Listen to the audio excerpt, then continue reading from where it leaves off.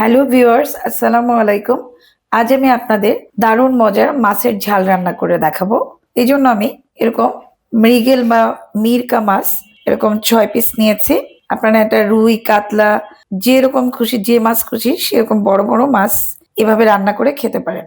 এই জন্য আমি প্রথমে মাছ ধুয়ে পানি ঝরিয়ে নিয়েছি। তারপরে এখানে তো আধা চা চামচের মতো লবণ দিয়ে দিলাম, আধা চা চামচ হলুদ গুঁড়ো দিলাম, আর 1 চা চামচ মরিচের গুঁড়ো দিয়ে দিলাম। এবার আমি এটাকে ভালো করে মাখিয়ে নিচ্ছি।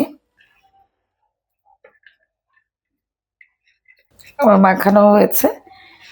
আমি একটি কড়াই নিয়েছি, চুলা জ্বালিয়ে দিলাম, প্রায় 6 টেবিল চামচের মতো তেল দিয়ে দিলাম। তেলটা একটু গরম করে নিচ্ছি। তেলটা গরম হয়ে গিয়েছে, এবার আমি হিটটা একটু কমিয়ে দিচ্ছি, তারপরে মাছগুলো ছেড়ে দিচ্ছি। মাছ ভাজার সময় তেলটা একেবারে গরম হতে হয়। বেশি গরম তেলে এই মাছটা ছেড়ে দিলে মাছটা নিচে লাগে না। মাছটা খুব বেশি মচমচে করে ভাজবো না, আর খুব নরমও করব না, মোটামুটি করে ভাজবো।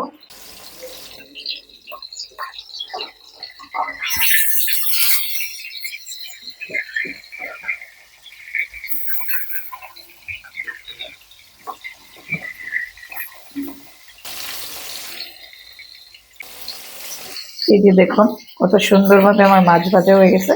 আমি প্রথম ব্যাচে 3 টুকরা দিয়েছিলাম, পরের ব্যাচে আবার 3 টুকরা দিচ্ছি।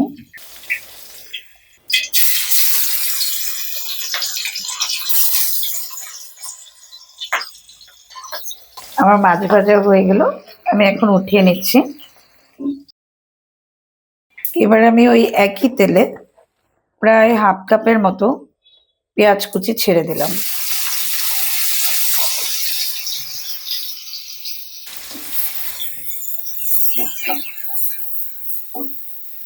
পেঁয়াজটা আমি মাঝারি আছে নরম করে ভেজে নিব। এই জন্য এখানে আমি আর একটু লবণ দিয়ে দিচ্ছি, যাতে পেঁয়াজটা আরো নরম হয়ে যাবে।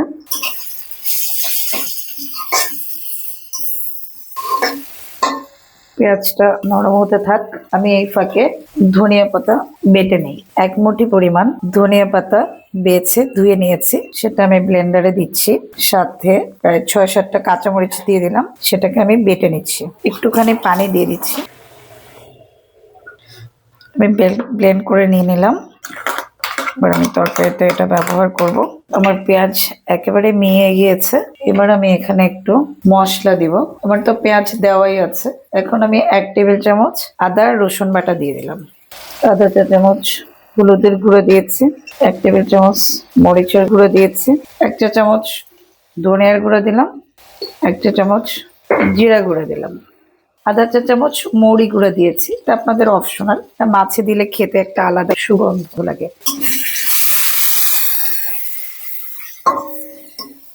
তারপরে আমি ধনিয়া আর মরিচের পেস্টটা এখানে দিয়ে দিচ্ছি। চুলাটা একেবারে কমিয়ে দিয়েছি। এবার ব্লেন্ডারে একটুখানি পানি মিক্স করে সেটা দিয়ে দিচ্ছি। এখানে আমি ঝালের গুঁড়া আর কাঁচামরিচ দুটোই দিয়েছি। আপনারা একটা কম্বিনেশন করে নেবেন, খুব বেশি যেন ঝাল না হয়। এভাবে মশলাটা ভালো করে কষিয়ে নিচ্ছি।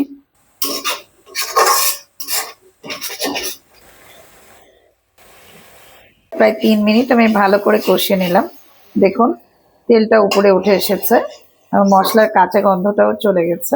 এই সময় আমি প্রায় হাফ কাপের মতো টক দই একটু ফেটিয়ে নিয়ে দিয়ে দিচ্ছি।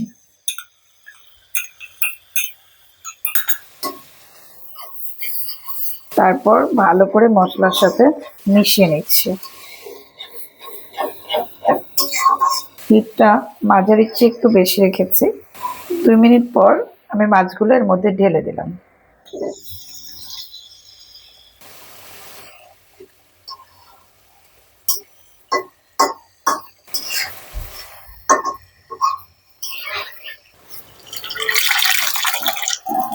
এবার আমি এর মধ্যে পানি দিয়ে দিচ্ছি।